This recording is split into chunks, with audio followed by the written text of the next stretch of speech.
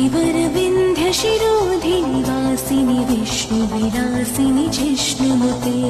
भगवति हेशिति कण्ठकुटुम्बिनि भूरि कुटुम्बिनि भूरि कृते जय जय हे महिषासुरमर्दिनि रम्यकपर्दिनि शैलसुते सुरवरवर्षिणि दूर्धरधर्षिणि दुर्मुखमर्षिणि हर्षरते त्रिभुवनपोषिणि शङ्ख